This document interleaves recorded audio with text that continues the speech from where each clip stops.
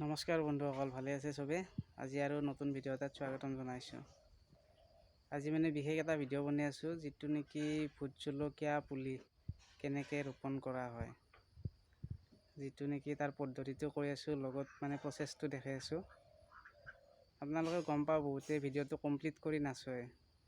চাই লওক, চাই কিনে পাৰিলে শ্বেয়াৰ কৰি দিব। আপোনাৰ কামত নাহিলেতো বাকী 3-4জনক কোনোবাটো কামত আহিব, যিটোৰ দ্বাৰা কি সিহঁতেও শিকিব পাৰিব কেনেকৈ কি কৰা হয়। এইটো চাই লওক। আজি প্ৰথমে এখন চাং পাতি লৈছোঁ।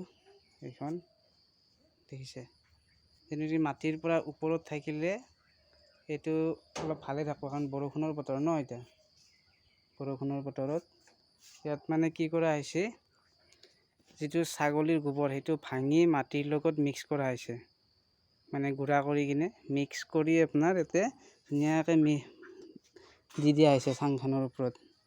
আৰু এইটো হৈছে আপোনাৰ জলকীয়া গুটি, ভোট জলকীয়া গুটি। তো এইটো কি এটা এটাকৈ দিব লাগিব। এতিয়া গোটেইখিনিতে যিমানখিনি আছে জেগা আছে, দি মেলি ইয়াতে আপোনাৰ পানী স্প্ৰে কৰিব লাগিব। পানী স্প্ৰে কৰি কিবা এটা ঢাকি থ'লে হ'ল। ঢাকি মোটামুটি এসপ্তাহ 10 দিনৰ ভিতৰত সৰু সৰু গজালি ওলাব।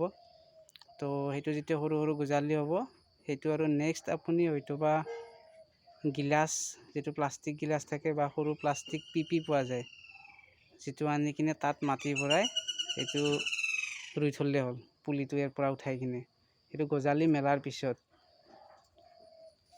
লগত আপোনাৰ চাওক কোনখিনি জেগাত কৰা হৈছে চাংটো।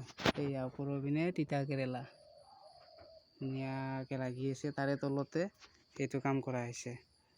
কি এক গুলিত দুই চিকাৰ বুলি কয়, কম জেগাত বেছি কাম কৰা, যিটো কয়।